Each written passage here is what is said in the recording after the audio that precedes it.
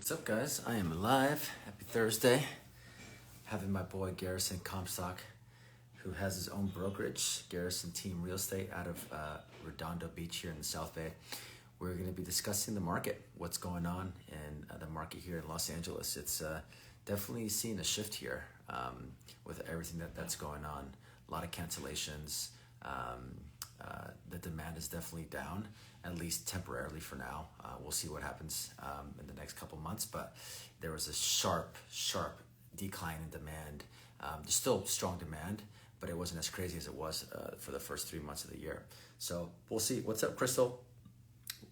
Aaron, Darlene, Tara, and Katie Jack. I'm glad you guys joined, and I'm so excited that, by the way, you guys have to see Tara's Instagram live. It's going to happen tomorrow. She's going to be doing a walking tour of the Venice canals or a driving tour of the Venice canals. So please tune in. Make sure you follow Tara Dustar.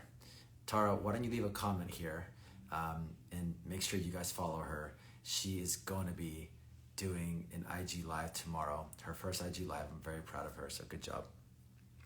Real Tunes, what's up? And then also KJ Sells. LA, but the other agent on my team, she'll be doing an IG live here pretty soon too. So make sure you guys follow her as well. All right. DFW is still hot, still a multiple offer situation. Yes, it's still pretty hot here, but the demand is still a little bit lower. Tara says, thank you. Not to be missed. All right. So I'm having my boy Garrison come on. Let's see. Is he on or is he not on? Let's see here. Let me search for him. Garrison. In the meantime, if you guys have any questions for me, I would love for you, buddy Garrison. Let's see where he's at. It's yeah, again, demand. I'm going to miss it. I'm going to miss it. How are you going to miss it, KJ? That's messed up. All right, sold by Garrison just logged on. Garrison, I just added you, so make sure you look for that invite again. All right, so we're going to be talking about the market with my boy Garrison. He owns his own brokerage out of the South Bay. All right, here we go. Accept invite. And here we go. Let's talk about the market. What's going on? If you guys, again, have any questions about about our market, or if you want to tell us about your market, please let us know. Why isn't this working? Why can I not accept Garrison's thing? Garrison, I'm not sure why I'm having trouble with yours, man.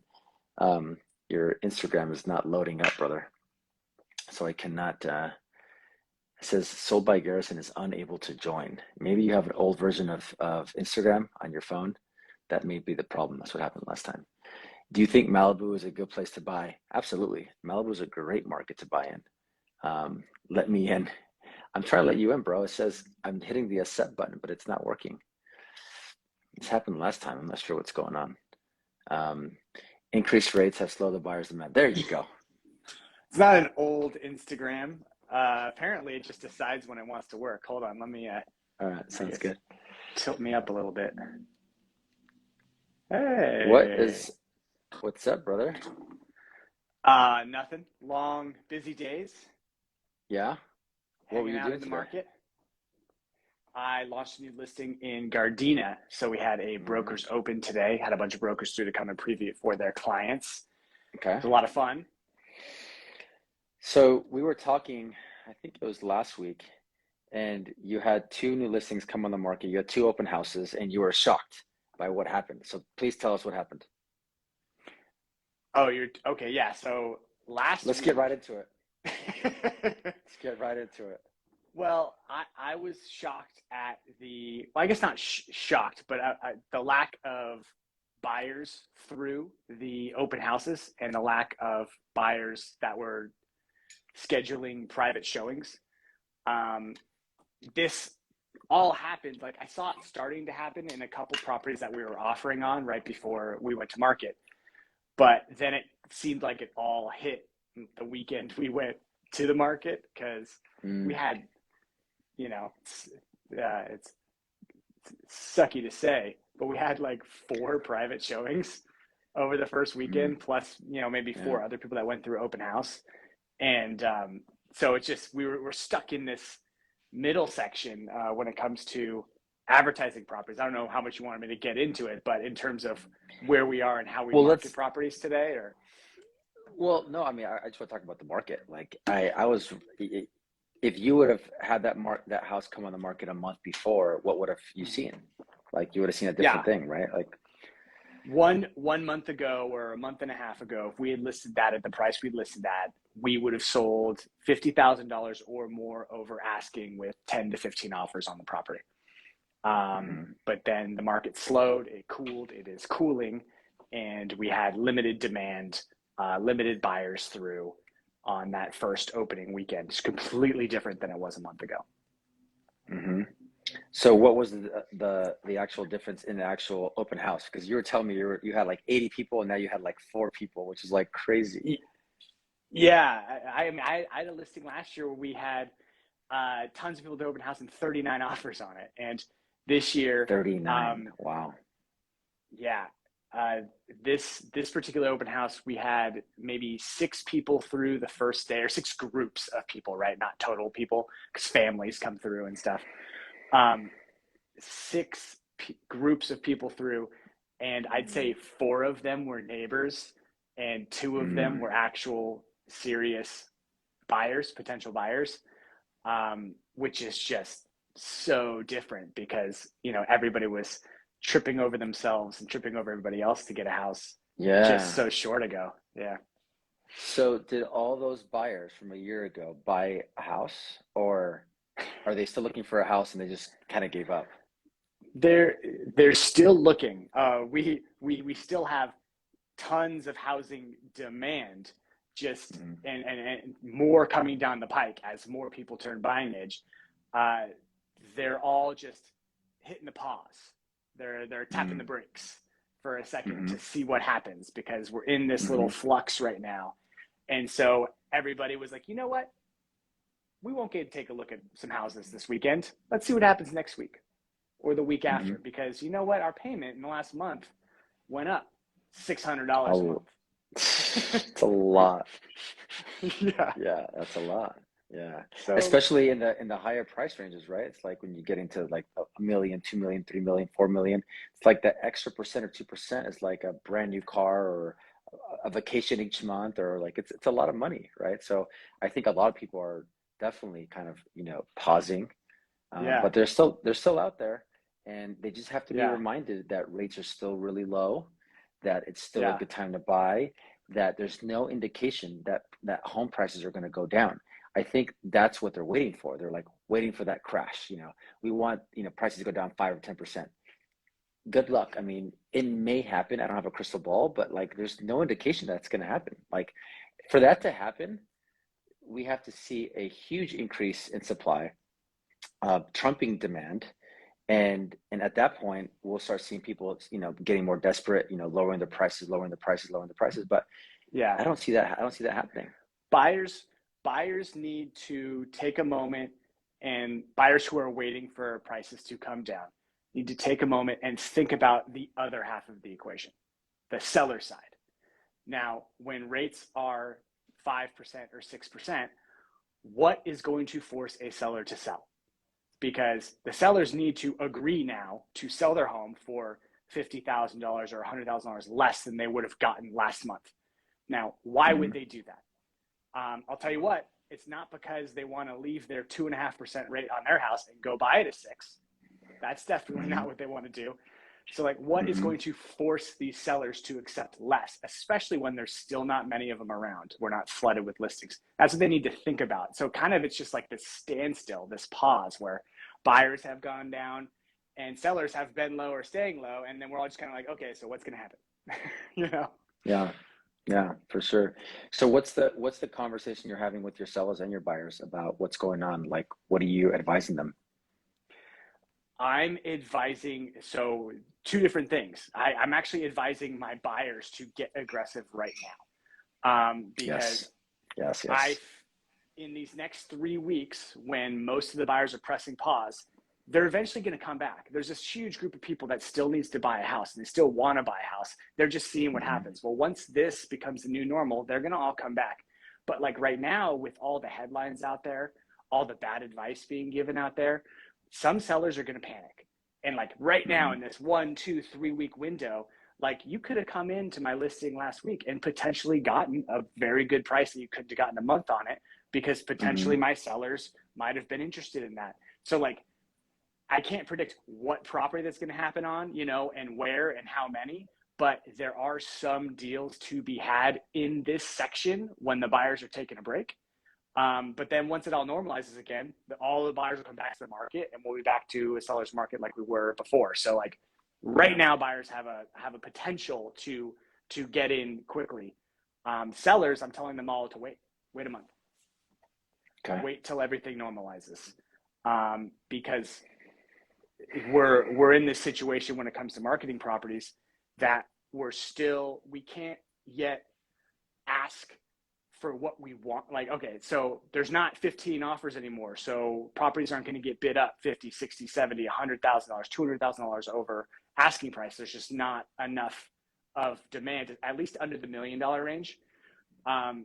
So we're going to have to start asking for what we want. Stop purposely underlisting properties. So if you want 900,000, you're going to have to start asking for 900,000. But the problem is everybody last week and the week before was listing those $900,000 properties at $799. And so if you do that this week and ask for what you want, you're going to look really high comparatively to those other people. So like everybody kind of needs to learn their lesson real quick. And then the market just kind of needs to stabilize, and then bring yourself to market with a marketing strategy that makes sense for that particular situation. Yeah, I think that's a great point. Yeah, I think that's a great point, especially when you're talking to sellers about pricing right now, you know, because we were so confident in the last, 2 years or whatever. And before that, to like, if you price it aggressively, we're going to get multiple offers, we'll bid up the price and we'll get top dollar. Right. And now we can't promise that anymore, you know, not that we're promising, but we're pretty confident now. It's like, okay, like if you want this price, let's maybe go a little bit higher, and then we have some room to negotiate. Right. The only reason we could list so low on purpose aggressively is because we were assured of many offers and being able to create that bidding war. Now, without that assurance, some agents are going to lose. Some agents are going to learn a hard lesson here in these next 3 weeks, which is why some buyers might have an opportunity to jump in there. So I haven't seen it as much though, Paul. What about your price range? I've under $1 million. This has definitely happened. That's where my listing was. $1 million to $1.5 million has stayed relatively competitive the past few weeks. That's kind of that money range here in the South Bay and Redondo Beach. Yeah. What are you seeing up in the multi-million-dollar ranges? Seeing a lot of cancellations. Like just 2 weeks ago, like I told you, I had 3 cancellations on my listings. We were able to put them back in under contract with the backup buyer, but some of those backup buyers were less money, you know, and you know, it was still a good offer, but it wasn't as high as the other one.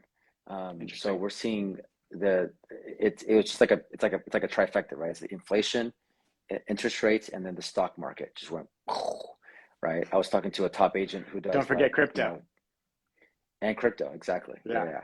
I was talking to a top agent who does like $300 million in sales, and he was telling me that one of his clients who was buying a $20 million house had their down payment in the stock market, and you know the stock market lost. I mean, you know, depending on what, you know, how aggressive you were, you know, 20-30%, right? Yeah. So a lot of people were like, shit, do I still buy, you know? But I think the conversation is the only asset that has actually gone up in the last 3 years is real estate. And historically, real estate does well in recessions, and also real estate is the best hedge against inflation. So it's like, it's exactly where you should be putting your money right now. Yeah. Yeah, no, for sure. I mean, I think people forget that, you know, so they're like scared about, you know, putting their money into real estate. Like, this is the most secure asset there is, especially right now where there's such a limited amount of asset to be bought, you know. I mean, at least where we live, and in other parts as well, you know.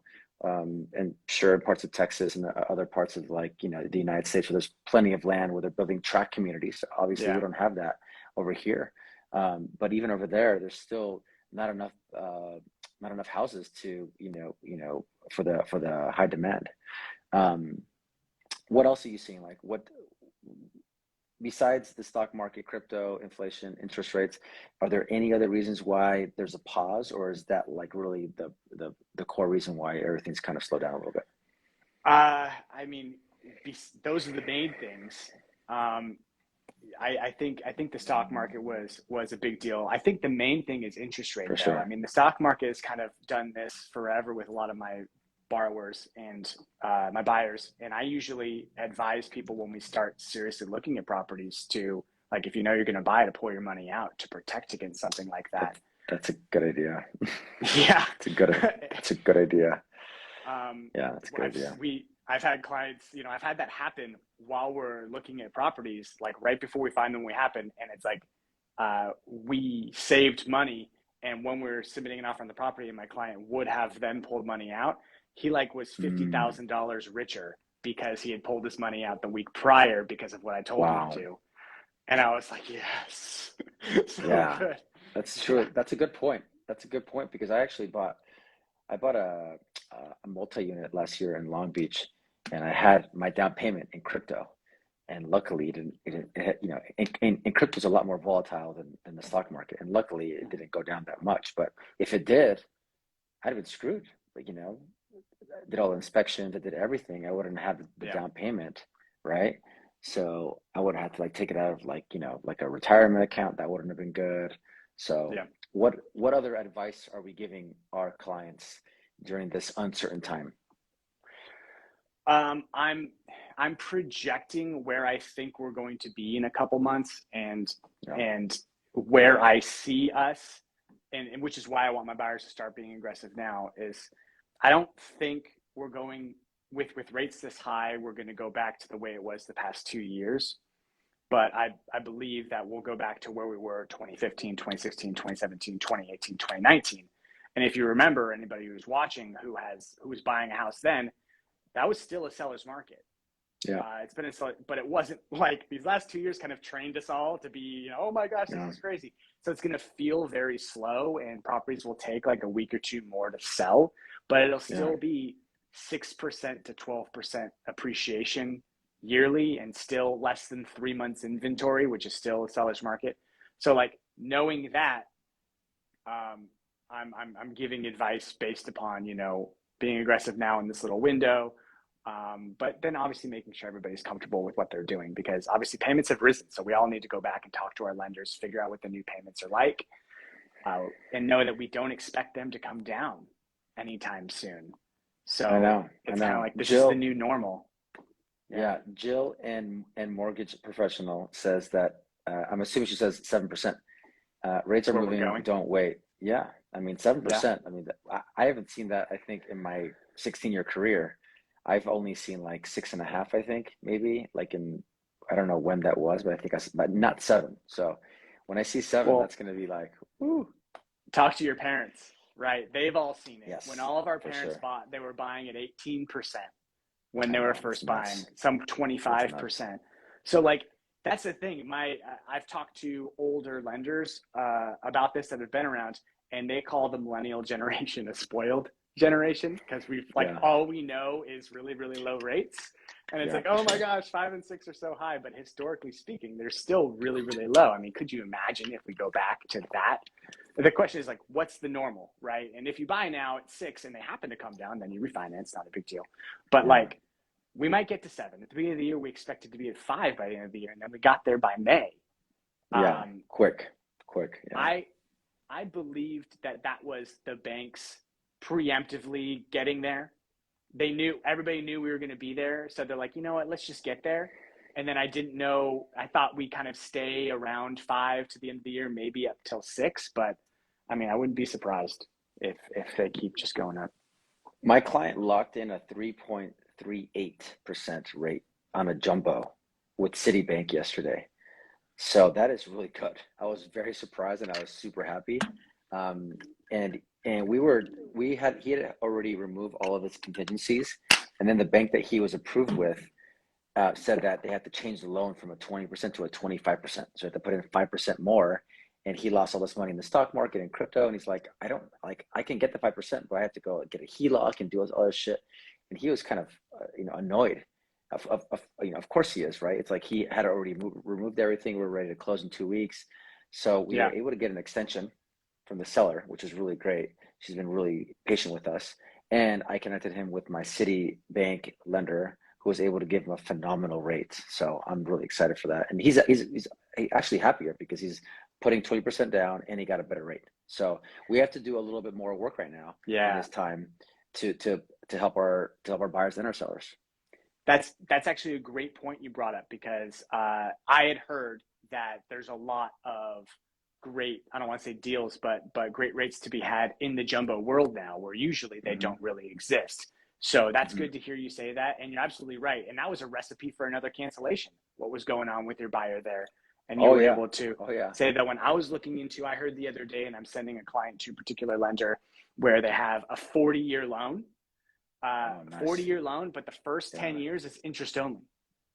That's so great. It's a way to keep that payment down for 10 years, and the rate stays the same throughout, but interest only the first 10 years and then 30 years after that. So there's a lot of creative ways to potentially keep these rates down. Jumbo is the way to go. I'm looking into that right now as well. Yeah, I think that's a good point, because at the end of the day, it's like you just want to get the house, right? And you're not making money on the house by paying the principal down. You're making money on the house by appreciation, by just owning it, So having a 40-year amortized in 40 years, but the first 10 years interest only, it's great, great loan. Which bank is that? I want to hear about that.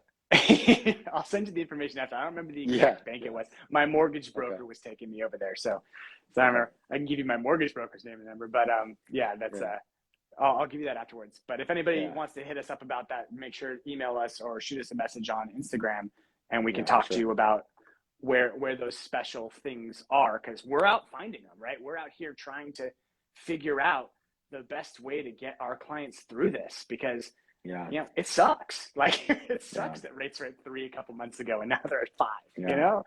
Like we're trying to figure it out. So, and I think also that's a great conversation, because I remember when we had to be a lot more creative on the buyer side too. It's like we can ask for maybe, like, if your buyer only has the 20% down or whatever they have down, and they don't have more money, maybe we can get creative by asking the seller for closing costs to buy down the rate or something like that, right? There's other ways that we can get creative with our clients to get them a better rate by doing that. So, like, for instance, that same buyer I was telling you, we got a $40,000 credit for closing costs based on the repairs. So he's using that to buy down his rate plus to pay for his closing cost, and that's a lot of money, 40 grand out of pocket. That's smart. And that's also more doable now when sellers are freaked out about going back to the market or freaked out about what's going on. It opens up a negotiation window that might not have been there 3 months ago because they had 10 backup offers. So there's always pros and cons, right? Yeah. For sure. I was listening to this podcast called The Daily. It's a New York Times podcast, really, really great. And they were talking about how inflation affects people differently, right? So people that are renting are affected more than people that own. That's another great, thing to talk to your buyers about. It's like, inflation is not good right now, which is why you should be buying, right? Because you want to own an asset that is a fixed payment, instead of owning, or instead of renting, and every single year your landlord is, raising the rents. You have no control over that, Yeah. So you're getting doubly richer. Yeah. Your payment's fixed for 30 years, so your payment gets more valuable every day. Also appreciation, so you get doubly rich. Yeah, exactly. So we got about 4 minutes left. If you guys have any questions for Garrison and I, we can please stay let longer. us know. I have to upload a listing, so I can't stay longer. Oh, you gotta go on the boat. That's where you gotta go. Apparently. I wish, man. I wish. Let me see. Is it weather to go on the boat? No, it's a little cloudy. A little cloudy today. Yeah. It's a little cloudy today. Yeah. Let us know if you guys have any questions. Garrison sells real estate in South Bay. So Redondo, Manhattan, Hermosa, Torrance, Palos Verdes. And then I sell real estate here in the west side, so a little bit just north of him, maybe 20 minutes north of him. Good What's question, a jumbo? Garrison? Go ahead. Oh, you want me What's to? a Okay. jumbo? Yeah. So the loan limit for a conventional loan is like $927,000. So if you go a loan limit over 927, you have to be a jumbo. So if you're getting like $1 million plus loan, it has to be in a jumbo category, and jumbo comes with its own sets of like rules and regulations. It's a little bit more difficult to get. Usually you have to put a little bit more down, and the criteria for qualifying is a little more difficult. However, I've learned recently that you can actually go into the jumbo if you choose to with a loan amount under the 927, I believe. Have you seen that, Paul? People choosing to do jumbo with lower loan amounts, because usually they're harder to get and you got to put more down. But if the better rates are there, it might be something we look into doing. Yeah, I was just gonna say that, like, if you're in that kind of like that on the borderline, and if the jumbo gives you a much better rate, like a whole percent, you might as well just pay a little extra for the house, for the better rate. Yeah. But I have not heard of that. No, I didn't know that. We have a couple definitely mortgage interesting. professionals on, so if I'm shooting fire, let me know. Yes, let us know. No, let us know. We're just trying to figure out ways week? to save people money. Huh? Yeah, for sure. Are you going to Blueprint next week? I will be at Blueprint, yes, both days, and then coming back and filming photos and doing photos to launch another listing we have coming up in Torrance. So it'll be a busy week again next week. How about you? Awesome. Yes, I will be there for sure. So I'll see you next week on Tuesday and Wednesday. I'm shooting a video on Monday for my coach asked me to shoot this video for this like one company that does something. I don't know what it is, but I have to go to Newport early on Monday, and then I'll stay the night over there. And then I'm looking forward to it because it's going to talk about building a team and whatnot. So I'm looking forward to like learning a bunch of stuff there. Very cool. Anybody else have any questions for us before we jump off? What does that mean? You're shooting for a heart smiley face. What does that mean? Shooting for likes, shooting for hearts, shooting for love. That's what that is. Okay. All right. Every day, all the time. Let us know if you guys have any questions. Otherwise, we'll log off. And thank you, brother, for coming on. You're always a good guest here on IG Live talking about real estate. You've been doing it for how long now? Just over 10 years now. 10 years. All right. So a little bit less. Been a broker for 7. It's crazy when I think back. I got my broker's license in 2015. Yeah, that's crazy. 2015 seems like just recently, but it's a long time ago. It seems like yesterday, and then you do the math. You're like, wait a minute, that was a long time ago. Yeah, seriously, right? Gasso Joey says, hey guys, just officially started this new journey on Monday. Wow, of this week. Any advice for me getting going? Garrison, what do you think? What's good advice for a new agent? New agent probably. Journey. Yeah. Call Paul. He has all the best advice. No, but in general, set a schedule, and the first thing you do, a business plan is great. Take care of a business plan. Figure out what your lead pillars are, or what you want to do in terms of lead pillars, and then set a plan for the first 90 days, but really the next year, but do it like out a week at a time, a month at a time. Set a plan for what you're going to do daily in order to make sure to set a schedule that you can follow to hit those lead pillars. Otherwise, you're running around like a chicken with your head cut off, like trying something here, but you really got to build the business from the start. So that's what I would say. How about you, Paul? My advice is to get a mentor, get a business coach, Tom Ferry, or any business coach that is in real estate, or join a team, right? Like you have a team, I have a team. Mm-hmm. Connect with somebody that's already been in the business for 5 or 10 years that knows what they're doing, and learn from them. Because you can go through trial and error for 2 or 3 or 4 or 5 years, or you can just learn from somebody who's already gone through those, those ups and downs, and they know exactly what is working, what's not working, and then you save time and you save money, and then your trajectory is going to go like this instead of like this, right? That's great advice. I spent my first 6 years just doing whatever, and then my business really cranked up when I got a mentor in 2018 and joined Tom Ferry and went through it, and then met you, and then here we are today. Yeah. Same here. Did we join it at the same time, or did you join before me? I joined in 18. I had just joined when I met you, so we might have both been new. Yeah, we did have just joined. Yeah, for sure. Yeah. That was that 2018. Yes.